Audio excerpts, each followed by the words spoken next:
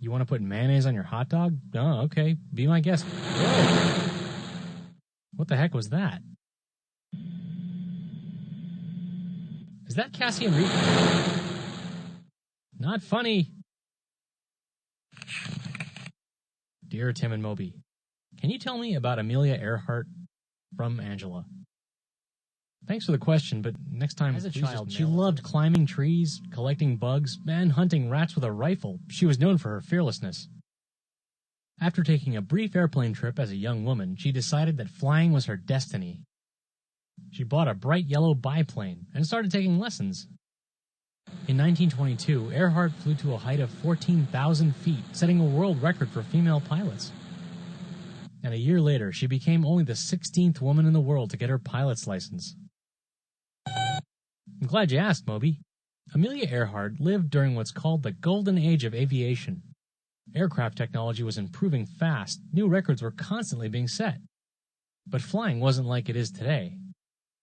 The big passenger planes we're all familiar with hadn't been invented yet, and flying was still pretty dangerous. As a result, pilots were viewed as courageous, death-defying heroes. So when Charles Lindbergh made the first solo flight across the Atlantic Ocean in 1927, he instantly became one of the most famous people in the world. Well, like I said, there was a common misconception at the time that women were too delicate for this kind of adventure. But Earhart proved them all wrong. A year after Lindbergh's flight, she became the first woman to fly across the Atlantic Ocean.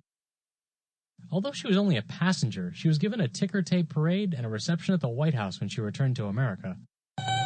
Well, Amelia wasn't content with her feat. She wanted to do something even more special. So, in 1932, she flew across the Atlantic again, this time all by herself. She was the first person after Lindbergh to do this, and it made her one of the most famous women in the world. But she didn't stop there. Earhart wrote 2 books about her adventures, traveled the country delivering lectures, and helped found an organization for female pilots. They were called the 99s. She was named Vice President of the National Aeronautic Association and joined the faculty of Purdue University. She even helped design and endorse her own line of women's clothing. And she kept setting records in her plane.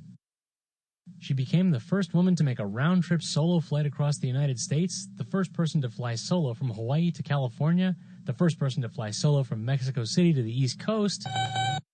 Okay, you get the idea.